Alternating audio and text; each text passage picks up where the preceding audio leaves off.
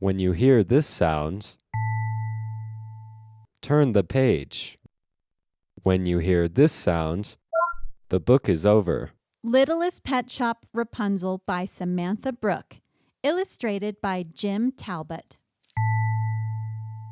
Rapunzel lived next to a pretty garden. The garden belonged to the queen.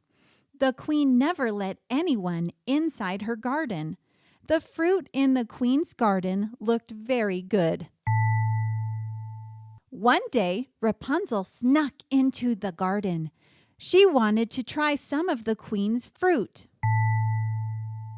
Rapunzel took a bite of fruit. Oh no! Out jumped the queen.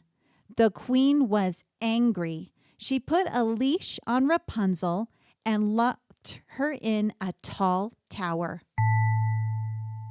Each time the queen came, she said, "Rapunzel, Rapunzel, let down your leash." When Rapunzel let down her leash, the queen climbed up the tower. The queen came every day, but she would not set Rapunzel free.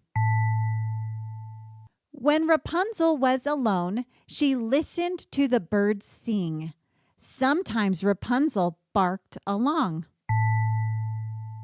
One day, a prince was swinging by. He heard a sweet song. He wanted to meet the pet with the pretty voice. The prince was good at climbing, but the tower walls were slippery. He could not get in, so the prince hid and waited. Later, the queen came to the tower. The prince heard her say, "Rapunzel, Rapunzel, let down your leash." The prince saw the queen climb up the tower. After the queen left, the prince said, "Rapunzel, Rapunzel, let down your leash." Rapunzel let down her leash. The prince climbed up the tower.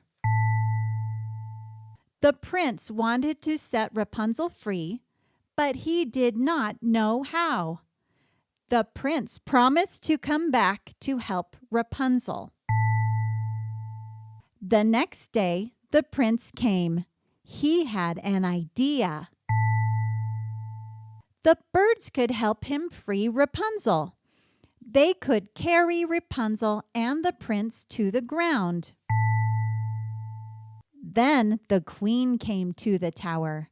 She did not see Rapunzel and the prince in the sky. "Rapunzel, Rapunzel, let down your leash," the queen said.